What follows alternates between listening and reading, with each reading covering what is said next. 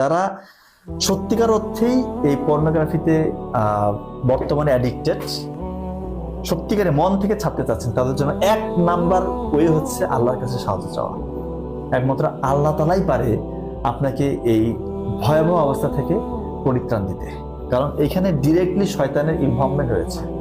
শয়তান চায় যেভাবে হোক আপনাকে এই চক্রের মধ্যে রাখতে, আপনার জন্য এই চক্রের মধ্যে থেকে আপনার মৃত্যুটা সে করাতে চায়। তাহলে কিন্তু আপনার ইহকালও শেষ, আল্লাহ মাফ করে পরকালও শেষ।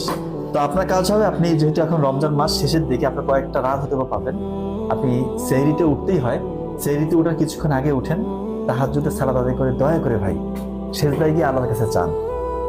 আমি বিশ্বাস করি এমন কোনো জিনিস নাই পৃথিবীতে যেটা আল্লাহর কাছে চাওয়ার মতো চাইলে পাওয়া যায় না। আপনি ডেফিনেটলি পাবেন। আল্লাহর কাছে চোখের পানি ফেলে আপনার আল্লাহর কাছে নিজেকে একদম নিবেদিত করে দেন যে আল্লাহ তাআলা মহান রব, আপনি আমার রব, আপনি আমার সৃষ্টিকর্তা, আপনি আমার থেকেও ভালো জানেন। আমি শয়তানের এই ভয়াবহ কন্ট্রোলের মধ্যে পড়ে গিয়েছি।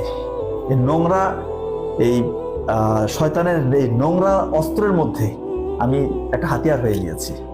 আমি চাচ্ছি এখান থেকে বেরিয়ে আসছি, কিন্তু কোনোভাবে পাচ্ছি না। আমি অসহায়, আপনি আমাকে সাহায্য করেন।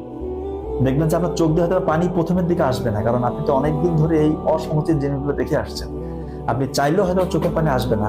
এই জন্য আল্লাহর কাছে আরো বেশি করে চাইবেন যে আল্লাহ, আমি আপনার দরবারে সিজদারত, চোখের পানি আমি ফেলতে চাচ্ছি, কিন্তু চোখের পানি আমার আসতেছে না। যতটা সফট হয়ে, যতটা নাসর বান্দা হয়ে আল্লাহর কাছে চাইতে পারবেন, ততটাই আপনার জন্য ভালো। আল্লাহ তো অনেক দয়ালু, ইনশাআল্লাহ দেখবেন আপনার চোখ দিয়ে হয়তো